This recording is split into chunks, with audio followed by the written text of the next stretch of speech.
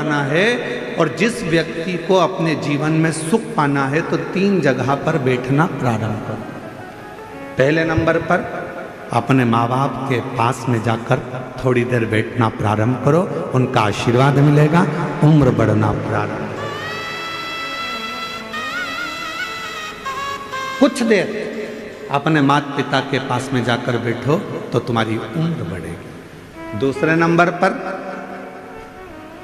उम्र बढ़ाना चाहते हो, वैभव चाहते हो, तो मेरे देव अधिदेव महादेव के शिवालय में, मंदिर में, कथा में थोड़ी देर जाकर बैठना प्रारंभ करो, तुम्हारी जिंदगी का सुख प्राप्त होगा। तीसरे नंबर पर अपने सतगुरु के चरणों में, अपने गुरु के चरणों, अपने गुरु महाराज के चरणों में जाकर थोड़ी देर बैठना प्रारंभ करो। थोड़ी देर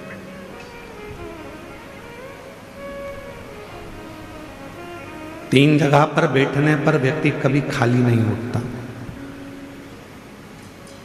3 जगह पर बैठने पर व्यक्ति कभी खाली नहीं उठता। पहले नंबर पर है माता पिता के चरणों में बैठेगा तो कुछ ना कुछ लेकर उठेगा, भले वो आशीर्वाद लेकर उठे चाहे कुछ लेकर उठे।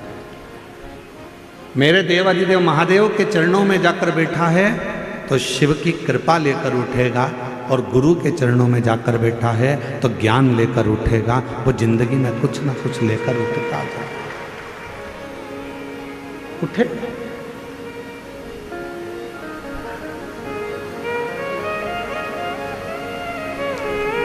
आज के व्यक्ति के पास में सब कुछ है।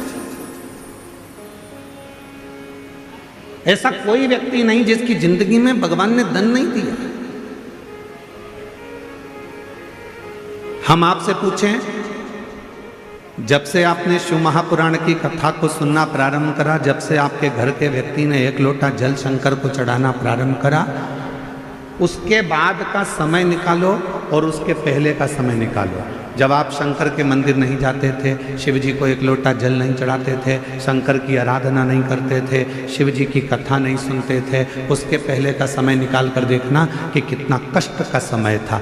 और रोज़ कुछ न कुछ प्रॉब्लम चलती थी, पैसा हाथ में टिकता नहीं था, परेशानियाँ घेर कर रखती थी। पर जब से आपने शिव जी के मंदिर में 1 लोटा जल चढ़ाना प्रारंभ करा, जब से आपने शंकर जी की आराधना करना प्रारंभ करी, जब से आपने श्री शिवाय नमस्तुभ्यम बोलना प्रारंभ करा, जब से आपने शंकर की कथा को सुनना प्रारंभ करा, जब से आपने शिव जी पर विश्वास करना प्रारंभ करा, उसके बाद का समय निकाल कर देखना कि सामने समस्या भी आती है तो उसका हल चुटकी में हो जाता है, बीमारी भी आती है तो उसका हल निकल जाता है, तकलीफ भी आती है तो उसका हल निकल जाता है, कष्ट भी आता है तो उसका हल निकल जाता है। क्यों?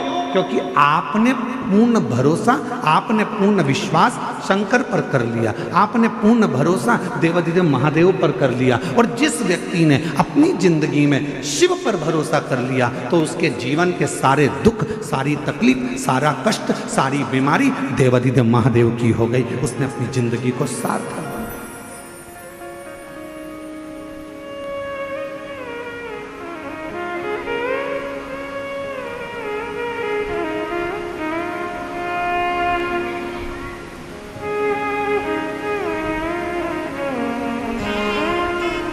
जब से देखा तुझे डमरू वाले, दिल हमारा ठिकाने नहीं। ये मन ठिकाने नहीं है। और जब से देखा तुझे डमरू वाले, दिल हमारा ठिकाने नहीं। जब से देखा तुझे डमरू वाले, दिल हमारा ठिकाने नहीं। जब से हमने शिव को देखा, क्यों हमारा मन ठिकाने क्यों नहीं है? क्योंकि हम उस पर पूर्ण भरोसा कर कर बैठ गए, हम पूर्ण उस पर विश्वास कर कर बैठ गए, हम पूर्ण उस पर केंद्रित होकर बैठ गए। तो हमारी जिंदगी की सारी तकलीफें, हमारे जीवन का सारा दुख, हमारे जीवन का सारा कष्ट उसका हो। महाराज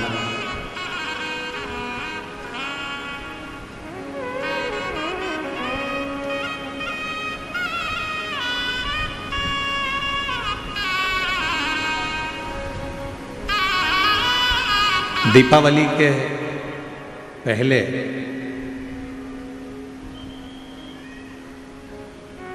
पाटिल परिवार यदि इस पवित्र कथा को करवा रहा है, दीपावली के पहले माननीय श्री नामदार राधा कृष्ण बीखे पाटिल जी, माननीय श्री डॉक्टर सुजय बीखे पाटिल जी, पाटिल परिवार यदि इस पवित्र शिव महापुराण की कथा को करवा रहा है तो कभी एकांत में बैठकर विचार करना, सोचना, विचार करना।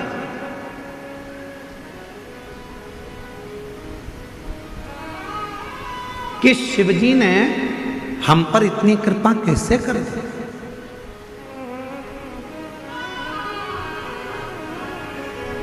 देवादिदेव महादेव ने हम पर इतनी कृपा कैसे कर दी कि दीपावली के पहले कार्तिक के महीने में ये शिव महापुराण की कथा मिल गई। आखिर इतनी कृपा भगवान ने कैसे कर दी।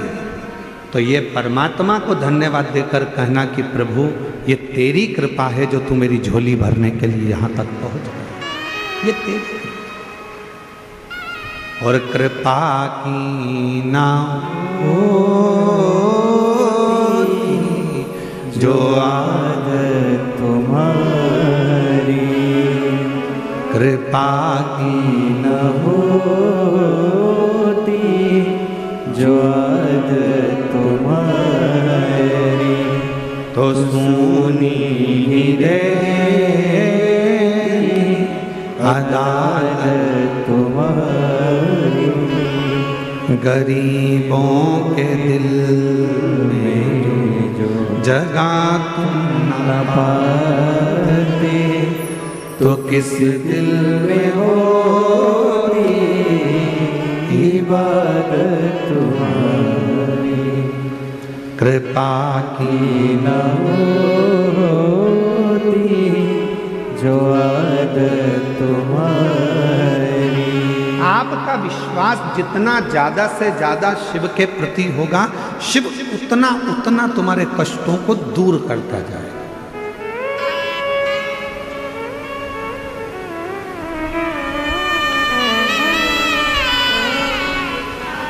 महाराष्ट्रियन भाषा में अगर कहा जाए अपने बच्चों से कहो, वो मराठी भाषा में कैसे बोलेंगे तो क्या, जास्ता से जास्ता विश्वास शिव पर ठेवा।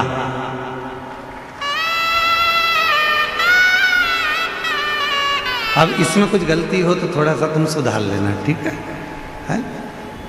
अगर थोड़ी बहुत गलती अगर इसमें हो तो हम तो प्रयास कर रहे हैं कि महाराष्ट्र आए हैं और पाटिल जी कथा कराए हैं तो शिव जी की कृपा हो जाए, हम भी थोड़ी बहुत मराठी सीख जाएं शिव की कृपा से। तो अच्छा,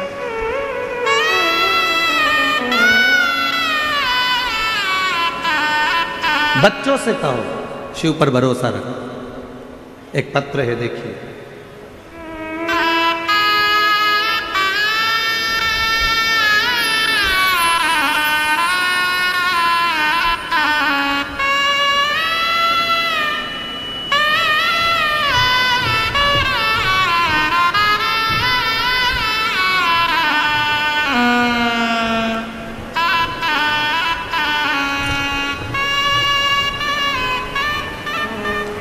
मेरा नाम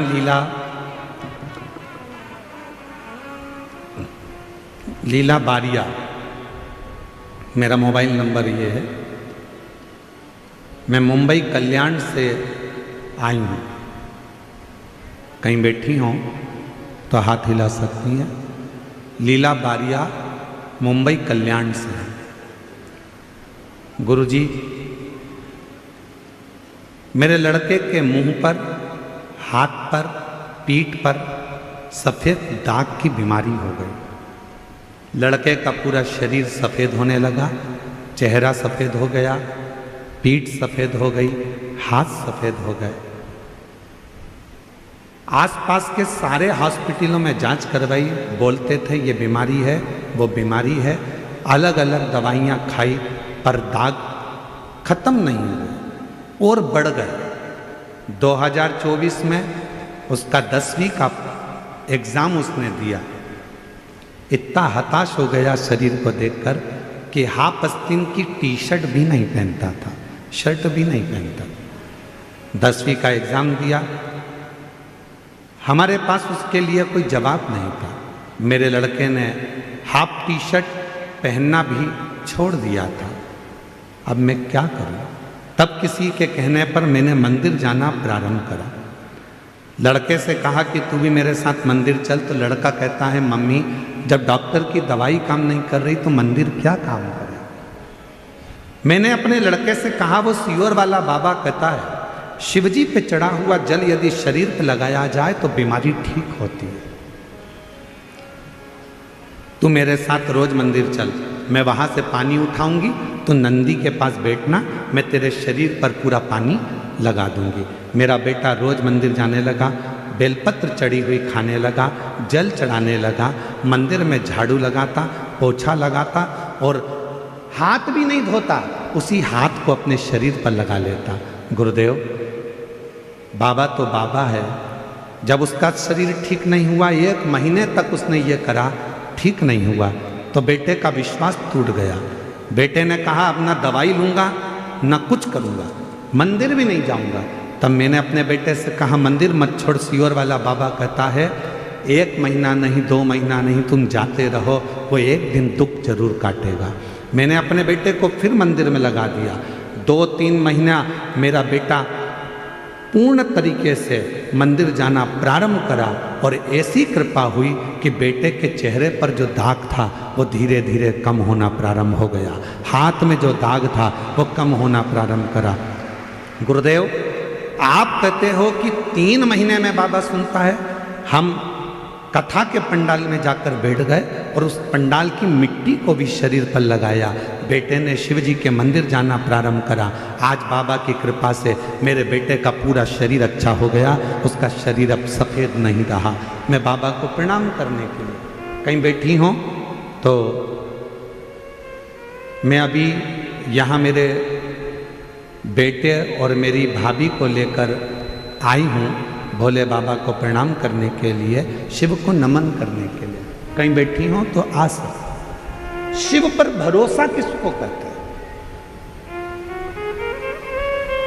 शिव पर विश्वास किसको कहते हैं?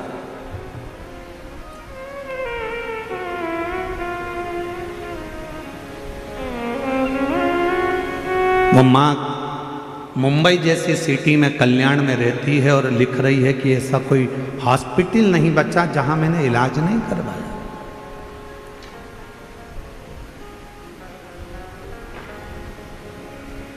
उस लड़के को मां कह रही है कि वो सियोर वाला बाबा कहता है कि तू विश्वास कर कर मंदिर मत छोड़। आज का व्यक्ति क्या करता है? 1 महीने भगवान को जल चढ़ाया, 2 महीने जल चढ़ाया, 3 महीने जल चढ़ाया, 4 महीने जल चढ़ाया, भगवान ने नहीं सुना, मंदिर जाना छोड़ दिया। पशुपति व्रत 1 बार करा, भगवान ने नहीं सुना, छोड़ दिया। भगवान शंकर पर लोटा भर के जल चढ़ाना छोड़ दिया। कांवड़ यात्रा में गया, 1 बार काम नहीं हुआ, जाना छोड़ दिया। नहीं, शिव पर पूर्ण भरो। एक पत्र और देखो, देखो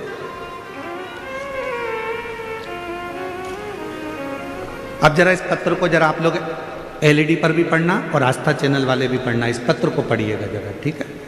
देखिए, मेरा नाम वनीता अरुण बोरुड़े, गांव अस्तगांव, तहसील राहता, जिला अहिल्यानगर, महाराष्ट्र राज्य। मेरे पति का नाम अरुण विष्णुपंत बोरुड़े। हम लोग यहीं अस्त गांव के रहने वाले हैं। कहीं बैठी हैं?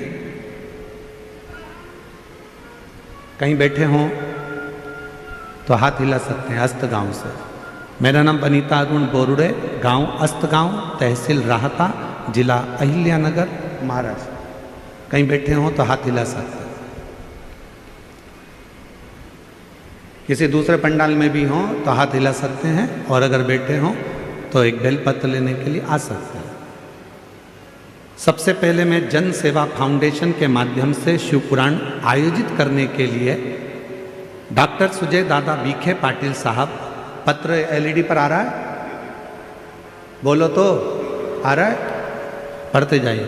डॉक्टर विजय दादा बीखे पाटिल साहब और माननीय नामदार श्री राधा कृष्ण जी बीखे पाटिल साहब, आपको धन्यवाद करती हूँ, क्योंकि उनकी वजह से मेरे गांव में बाबा की कथा सुनने का सौभाग्य मिला है। बीखे पाटिल परिवार को, उनको कोटि कोटि धन्यवाद करती हूँ। मेरी शादी 2002 में हुई थी। अभी क्या चल रहा है? 2025। मेरी शादी 2002 में हो गई। शादी को 23 साल निकल गए, संतान का सुख नहीं था। कितने साल हो गए शादी को? 23 साल। शादी के 23 साल हो गए, संतान का सुख नहीं था। हमने अस्पताल में इलाज बहुत करवाया, IVF भी करवाया, लेकिन कोई रिजल्ट नहीं आया। मैं कोरोना काल से 2019 से कथा सुनती हूँ। हम दोनों पति पत्नी ने दोनों साथ में 3 बार, अब जरा आंकड़े गिनना कितनी बार कौन कौन सा क्रम किया। 3 बार पशुपति व्रत किया। सफेद आंकड़े की जड़ का प्रयोग कितनी बार? पढ़ो जरा। 11 बार किया। 9 बार पंडाल में बैठकर कथा सुनी। आखिरी में साकरी धूले में बाद में बाबा की ऐसी कृपा हुई कि धूलिया की कथा में हम जाकर बैठे, वहाँ की मिट्टी को पेट पर लगाना प्रारंभ करा और बाबा की कृपा से 23 साल के बाद गर्भ ठहर गया और संतान की प्राप्ति। अब हिम्मत हारने वाला कैसा व्यक्ति होता है? 1 बार सफेद आंकड़े की जड़ बांध ली, 2 बार बांध ली, 3 बार बांध ली, 4 बार बांध ली, अब नहीं बांधूंगा, अब नहीं बांधूंगा, ऐसा मन में आ जाता है। पशुपति व्रत करने वाला सोचता है इतनी बार कर लिया, अब नहीं करूंगा। जल चढ़ाने वाला सोचता है इतनी बार जल चढ़ा लिया, अब नहीं चढ़ाऊंगा। जरा इस बहन से सीखो। 11 बार सफेद आंकड़े की जड़, 9 बार पंडाल में बैठकर कथा और 3 बार पशुपतिनाथ का व्रत करा, तो 23 साल के बाद औलाद की प्राप्ति। 23 साल।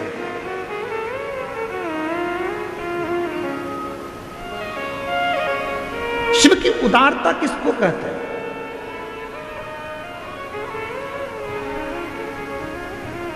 शंकर भगवान की करुणा किसको कहते हैं? देवादिदेव महादेव पर भरोसा किसको कहते हैं? शिव पर विश्वास किसको कहते हैं?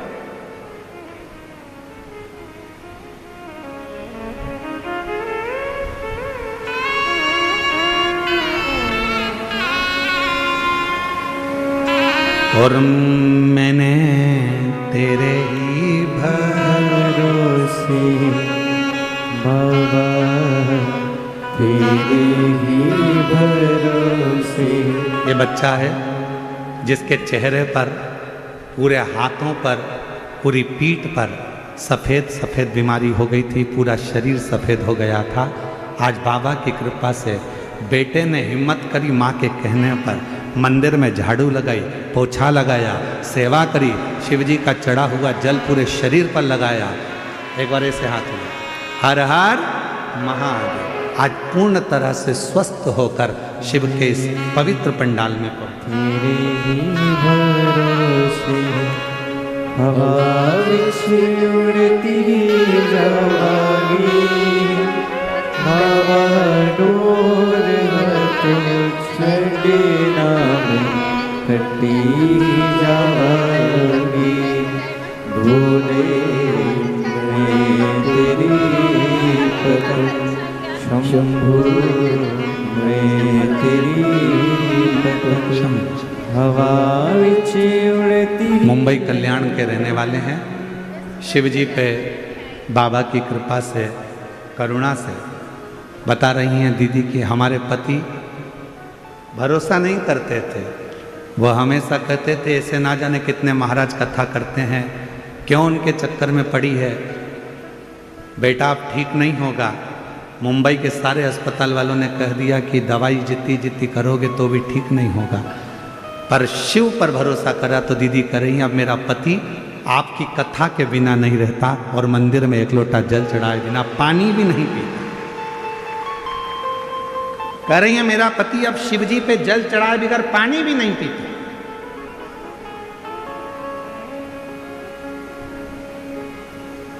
इसको भरोसा कर।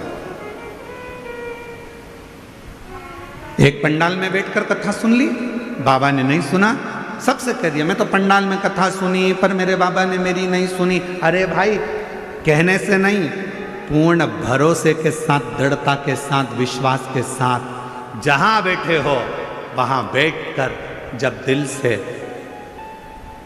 श्री शिवाय नमस्तुभ्यम जब व्यासपीठ से कहा जाए, उसके बाद में जब थोड़ी देर के लिए मौन हुआ जाता है, उस मौन होने में अपने दिल की बात अपने बाप से, अपने पिता से, अपने शिव से इस पंडाल में बैठकर कह दो और फिर बाद में भोला सब दुख तुम्हारा, ओ भोला सब दुख जब ये स्तुति करी जाती है, दुनिया की निगाह में केवल स्तुति है, दुनिया की निगाह में केवल ये बात है कि महाराज जी स्तुति करते हैं, पर जो समझने वाला व्यक्ति है वो समझ जाता है कि इसके बाद में मौन होना है, चुप, और चुप होकर अपने दिल की बात, अपनी प्रार्थना, अपनी कामना देवाधिदेव महादेव से कहना है।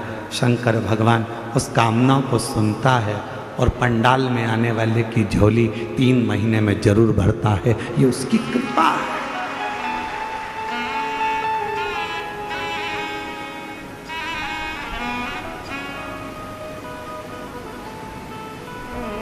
कल एक बहन जी कह रही थी, यहाँ आई थी बेलपत्र लेने के लिए, तो वो बोल रही थी गुरुजी इतने सारे लाखों भक्त शिव महापुराण की कथा में आए हैं और ये कथा पूरी होते से ही धनतेरस आ जाएगी, रूप 14 सजाएगी, दिवाली आ जाएगी, क्या इनके घर में दिवाली का कोई फैलारा नहीं है? क्या सबके घर में दीपावली का कोई काम नहीं है?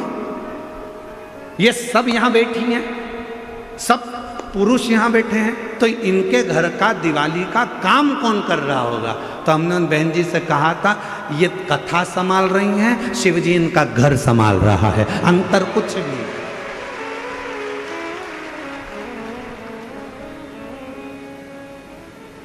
हम तो भरोसे चलते हैं। आवाज नहीं आ रही, जरा सब जम के बोलो, हम तो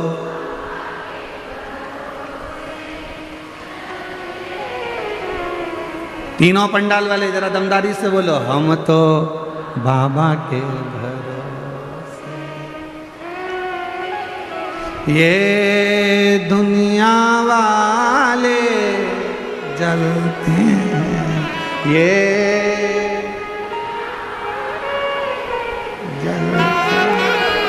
हम तो बाबा के भरोसे चल, डमरू वाले के भरोसे,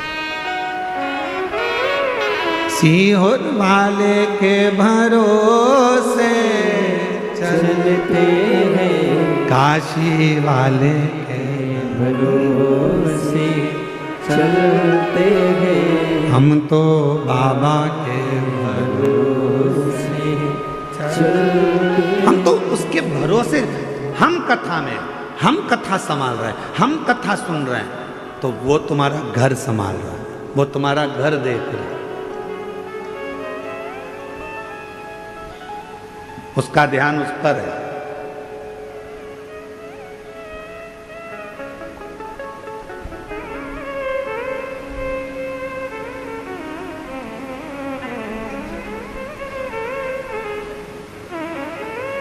महाराज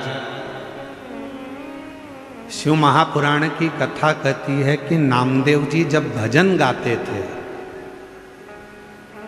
तुकाराम जी जब कीर्तन करते थे, नामदेव जी जब कीर्तन करते थे, तो तुकाराम जी का घर स्वयं हरि विठ्ठल संभालते थे, नामदेव जी का घर श्री हरि विठ्ठल संभालते थे। श्री हरि, तुम जिसको याद कर रहे हो, आप जिसको याद कर रहे हो, आपका घर वो संभाल। आप तो मुख से कह देते हो विठ्ठल विठ्ठल विठ्ठल विठ्ठल विठ्ठल विठ्ठल विठ्ठल।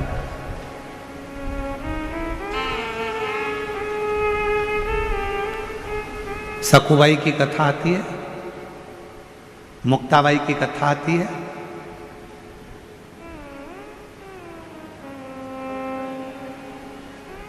चक्की कौन चला रहा था? जम के बोलो। सकू भाई? नहीं।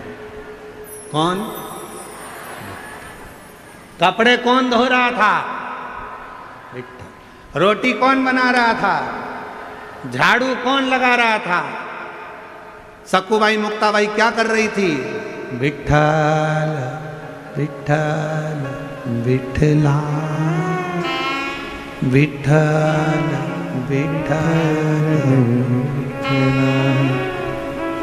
सकूबाई हरि विट्ठल का भजन कर रही हैं, मुक्ताबाई हरि विट्ठल का भजन कर रही हैं, भगवत भजन में लगी हैं और उनके घर का सारा काम पांडुरंगा हरि विट्ठल कर रहे हैं। उसी तरह जो शिव महापुराण की कथा को सुन रहा है उसका घर शिव संभाल रहे हैं, उसका काम शिव कर रहे हैं।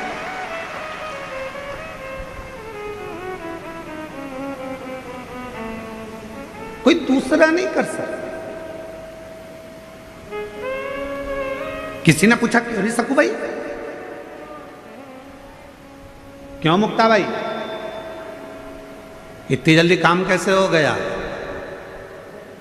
सकूबाई कुछ नहीं बोली, मुक्ताबाई कुछ नहीं बोली, बस एक ही बात बोली, विट्ठल विट्ठल विठला माझा विठ्ठल विठ्ठल विठला माझा विठ्ठल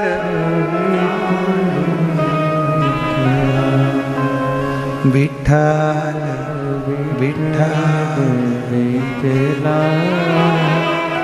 माझा विठ्ठल पांडुरंग विठला माझा विठ्ठल पांडुरंग विठला। कौन घर चला रहा है? चक्की कौन चला रहा है? झाड़ू कौन लगा रहा है? काम कौन कर रहा है? तो कहा जिसको मैं भज रही हूं, जिसका मैं भजन कर रही हूं, जिसका मैं स्मरण कर रही हूं, जिसको मैं जप रही हूं, जिसकी मैं मंत्र साधना कर रही हूं, और मेरा आपकी कृपा से सब काम हो रहा है। हम आप और हम कुछ करने वाले नहीं हैं। तो वो बहन जी ने कल पूछा कि गुरुजी ये बताओ कि ये सब दीपावली पर, दीपावली आ गई है, लोगों के यहाँ कितना काम पड़ा रहता है, कितना फैलारा पड़ा रहता है, और ये 5-5, 6-6 लाख शिव भक्त आपके कथा के पंडाल में बैठे हुए हैं, तो इनका घर का काम कौन कर रहा है? तो हमने कहा देव अधिदेव महादेव। कौन करे?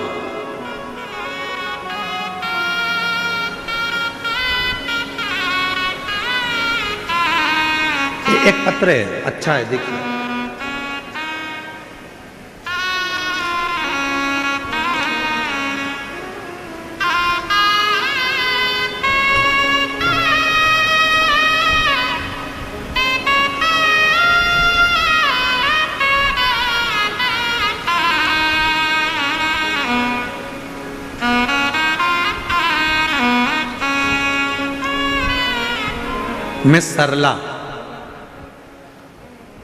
मैं सरला, जरा पत्र को देखिएगा, वो एलईडी पर चलेगा, आस्था चैनल पर चलेगा, जरा पढ़िएगा।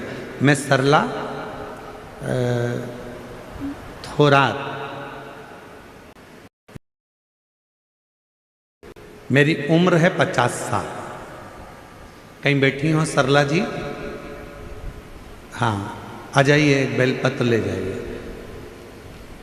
मेरी उम्र है 50 साल। मेरे यहाँ संतान नहीं थी।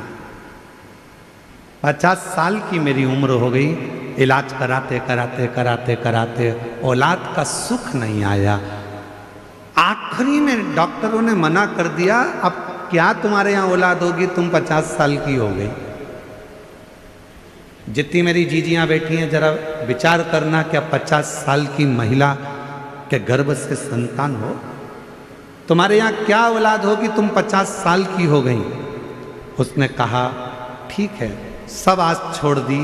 तब आखिरी में आप जो ऑनलाइन शिवरात्रि का पूजन कराते हो उस पूजन को करा, 5 बार पशुपतिनाथ का व्रत किया, कई पंडालों में बैठकर कथा सुनी।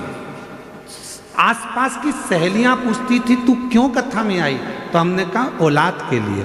तो सहेलियां हंसती थी पास वाली, 50 साल की हो गई, अब तुझे कोई औलाद होगी क्या? पर शिव की कृपा, 50 साल में तुझे क्या औलाद होगी क्या? सब हंसते थे, जिस जिस पंडाल में बैठकर कथा सुनती थी वहां सब हंसते थे। तब आखिरी में कोई निर्णय नजर नहीं आया तो कुबेरेश्वर धाम पहुंच गई और कुबेरेश्वर दास बाबा के चरणों में जाकर वहां जाकर संतान के लिए मैंने कामना करी और बाबा की कृपा से मेरी 50 साल की उम्र में मेरा गर्भ ठहर गया और मेरे घर में औलाद पैदा हुई।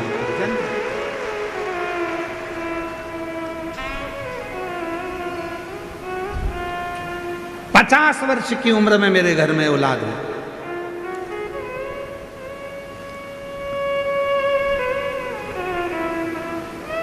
देखिए पत्र में 50 साल की उम्र और महाशिवरात्रि के दिन मैंने बाबा का भजन कीर्तन जो कर सकते वो किया।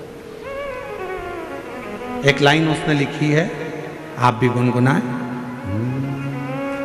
लुटा दिया भंडार काशी वाले ने, कर दिया माला काशी वाले, लुटा दिया भंडार काशी वाले। जोरदार ताली बजाओ, ये चेहरे की स्माइल बता रही है कि शिव कृपा किसको कहते हैं। कर दिया माल काशी वाले, शंभू कर दिया माला माल काशी वाले, प्रणाम कर बाबा को। कर दिया माला माल काशी वाले ने, लुटा 50 साल की उम्र में मेरे बाबा ने दिया। एक बार जोरदार तीनों पंडालों में से आवाज आना चाहिए। लुटा दिया भंडार काशी वाले, जो जैसी भावना लाया वो ऐसा ही फल पाया, नहीं खाली उसे लौटाया, वो मन ही मन हर्षाया। माला माल काशी वाले ने, लुटा दिया भंडार काशी वाले, जो जैसी भावना लाया वो वैसा ही फल पाया, नहीं खाली उसे लौटाया, वो मन ही मन हर्षाया। जितने बैठे हो कथा में,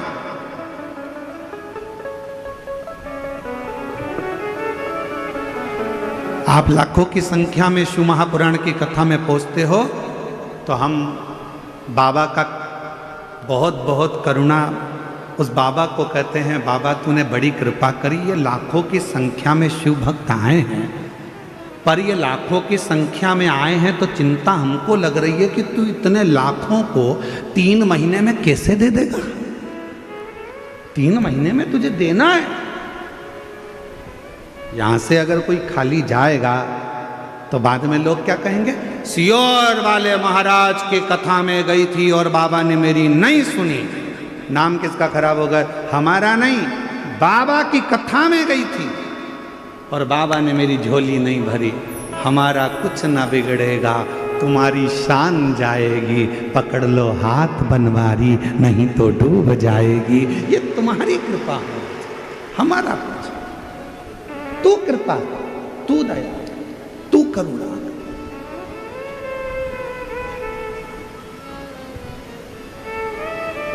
आप तो आ गए, बैठ गए, चिंता किसको?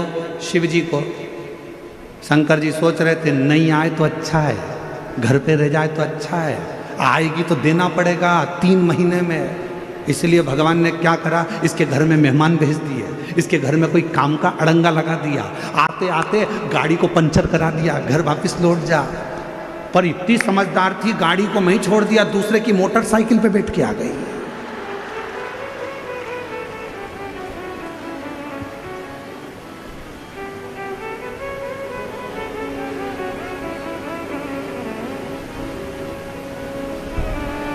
शिव जी ने सोचा कि कथा के पहले पानी गिरा देता हूं, ज्यादा फैलारा फैल जाएगा तो सब संभालने में लग जाएगी, तो कथा में नहीं जाएगी, कथा में नहीं जाएगी तो मुझे देना नहीं पड़ेगा। पर इतनी समझदार, वो तो पन्नी पे सब फैला के आ गई कथा में। हम तो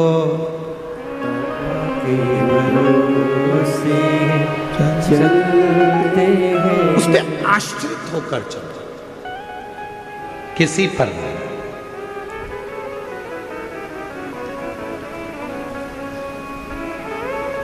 माता सती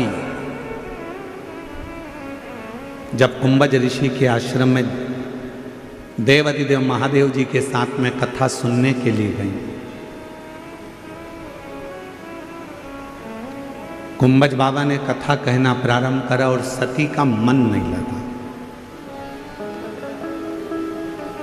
सती ने मन में सोचा कि मैं कथा सुनने के लिए आई हूं, विवाह हुआ है मेरा, शादी हुई है मेरी, और मेरे पति देव ने मुझे यहाँ कथा में लाकर बिठा दिया, इससे तो मेरा शरीर भस्म हो जाता जलकर तो अच्छा था। कथा के बीच में सती माता ने जो सोचा, आखिरी में सती माता जलकर भस्म हो। शिवजी ने कथा के बीच में विचार करा कि मैं जिस भगवान की कथा सुन रहा हूँ, मुझे राम जी का दर्शन हो जाए, तो कथा पूरी होने के बाद देवाधिदेव महादेव को राम जी का दर्शन। शिव महापुराण की कथा कहती है, कथा सुनते सुनते हमारे मन में जो भाव आता है, कथा सुनते सुनते हमारे मन में जो भी भाव उत्पन्न होता है, जो हम सोचते हैं, शिव जी वो हमारे मन की कामना को पूरा जरूर करते हैं। इसलिए आप सबसे निवेदन है, शिव महापुराण की कथा के पंडाल में जब जाकर बैठो तो किसी का बुरा मत सोचो, किसी के लिए गलत मत सोचो, किसी के लिए आड़ा टेढ़ा मत कहो, किसी के लिए अपशब्द मत कहो। शिव महापुराण की कथा में